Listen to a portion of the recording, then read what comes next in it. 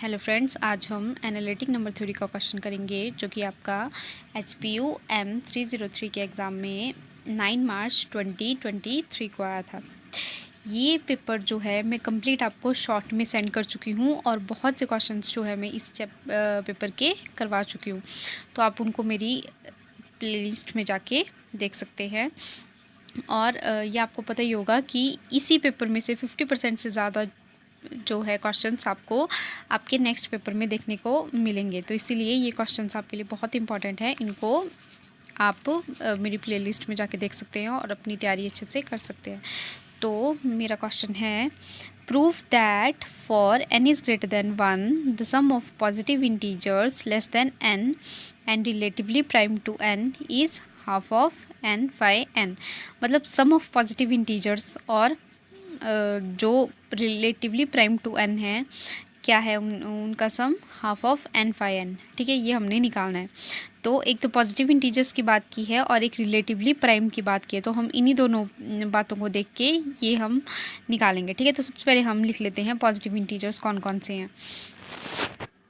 तो हम क्या करते हैं, लेट कर लेते हैं पॉजिटिव इंटीजर्स को। ठीक है, तो हम ले लेते हैं late A1 A2 up to A5n।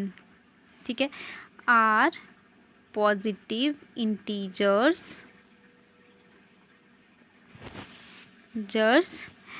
Relatively prime to n। ठीक है, इंटीजर्स लेस देन n और रिलेटिवली प्राइम टू n, ये पूरा जो है वो आपने लिखना है। ठीक है, मैं नहीं लिख रही हूँ, तो ये पूरा आपने यहाँ पे लिखना है। मतलब हमने पॉजिटिव इंटीजर्स ले लिए A1 से लेकर A5n तक। ठीक है, अब यहाँ पे जो बात की है पॉजिटिव इंटीजर्स की वो तो हमने लिख लिया। अब रिलेटिवली प्राइम की हम बात करेंगे, तो अगर ये जो पॉजिटिव इंटीजर्स है वो प्राइम टू n है, तो इसका मतलब क्या हो गया कि GCD ऑफ A और n क्या हो जाएगा आपके पास 1।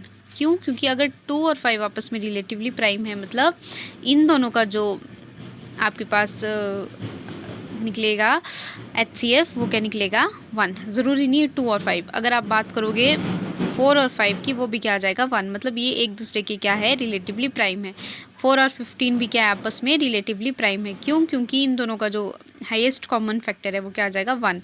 मतलब इनका GCD क्या आ जाएगा 1। तो वही चीज़ लिखिए कि GCD ऑफ A और n क्या आ जाएगा 1, तभी होंगे ना ये रिलेटिवली प्राइम। ठीक है, अब A क्या है यहाँ पे, ये जितने भी मेरे पास है पॉजिटिव नंबर्स, इन सबको मैंने क्या ले लिया, आपके पास A ले लिया। ठीक है, ये A1 भी हो सकता है, A2 भी हो सकता है, A5n भी हो सकता है। ठीक है, तो ये कोई भी A और n जो है वो इन दोनों का GCD क्या आ गया आपके पास 1। क्यों? क्योंकि आपस में n और A आपस में क्या है, रिलेटिवली प्राइम है। बट ये तभी होगा if and only if GCD of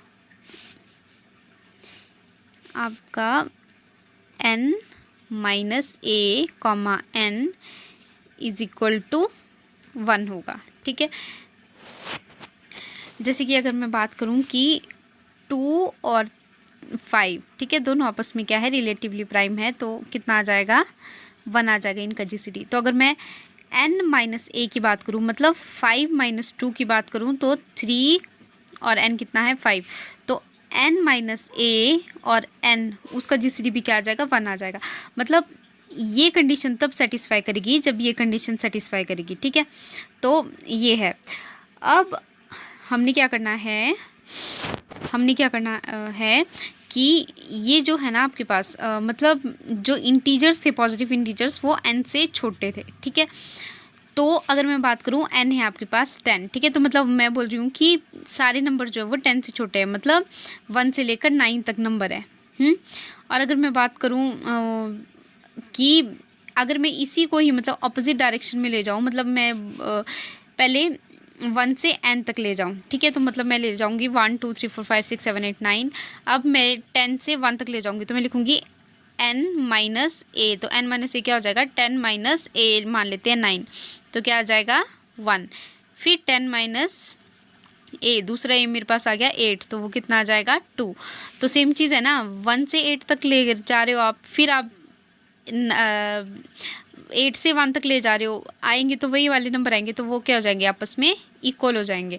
तो वही चीज़ हम यहाँ पे लिखेंगे कि जो नंबर्स हैं ना, जो नंबर्स हैं, नंबर्स आपके पास n-a1, n-a2 up to n-a5n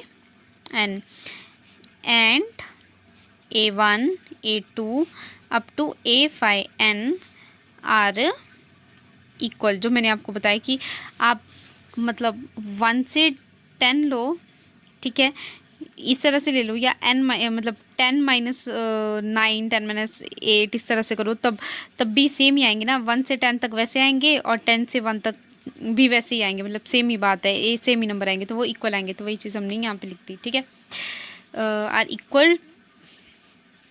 तो इसी चीज़ को अब मैं यहाँ पे लिखूँगी कि आपका a1 plus a2 up to a5n is equal to n-a1 plus n-a2 up to n-a5n। अब a1 plus a2 up to a5n this is equal to, अब जितने भी n है उसको हम कॉमन निकाल देते हैं, तो कितने n आपने कॉमन निकाल दिया। अब टोटल n कितने आपके पास, a1 से लेकर a5n तक है ना, मतलब 1 से लेकर 5n तक सारे हमने n निकाल दिए, तो टोटल कितने हो गए आपके पास, n 5n हो गया आपके पास, ठीक है, क्योंकि 1 से लेकर 5n तक है आपके पास टोटल, ये ब्रैकेट में n, तो टोटल n कितने हो गए 5n, तो वो हमने लिख दिया इधर। अंदर कितना बच जाएगा आपके पास, minus a1 minus a2 up to minus a5n। अब सब में माइनस कॉमन है ना, तो मैं इस माइनस को भी बाहर निकाल देती हूँ, तो ये बन जाएगा a1 plus a2 up to a5n, ठीक है, ये आ गया। अब यहाँ पे आएगा ये माइनस, ठीक है, ये नहीं, और यहाँ पे क्या आएगा, प्लस आएगा, क्योंकि ये n माइनस a1 है ना, तो n अभी मैंने माइनस इधर लिखा है, तो इधर क्या लिख दूँगी मैं, प्लस लिख दूँगी, ठीक है। इधर अभी मैंने यहाँ से माइनस कॉमन निकाल दिया, तो वो माइनस इधर आ गया, तो ये बन गया मेरे पास n5n minus a1 a2 up to a5n और a1 a2 a5n, ठीक है। अब ये माइनस वाले है ना, तो मैं इसको इस तरफ शिफ्ट कर देती हूँ ताकि ये पॉजिटिव हो जाए, तो मैं इस तरफ लेके आऊँगी, तो क्या लिखूँगी, a1 a2 up to a5n, ये हो गया ये वाला। अब इसको भी मैं इधर लेके आती हूँ, तो ये plus a1 a2 up to a5n, ये भी सेम आ जाएगा, इज इक्वल टू, अब ये बच गया नहीं इधर अकेला, तो n5n, ठीक है। अब ये और ये दोनों आपस में सेम है, तो मैं क्या बोल दूँगी, ये और ये मिलके क्या बना दिया इन्होंने, 2a1 a2 up to a5n, और इधर क्या बच गया मेरे पास, n5n। अब ये 2 इधर मल्टीप्लाई कर रहा है, इधर जाके क्या करेगा, डिवाइड, तो ये क्या बन जाएगा, a1 plus a2 plus a3 up to a5n this is equal to, अभी इधर ये मल्टीप्लाई कर रहा था ना, इधर डिवाइड करेगा, तो हाफ ऑफ n5n हो गया। यही चीज़ हमने निकालनी थी कि ये जो है वो 5n है, ये चीज़ निकालनी थी ना, कि जो इनका सम जो है वो क्या है आपके पास, half of n5n, hence proved. Thank you.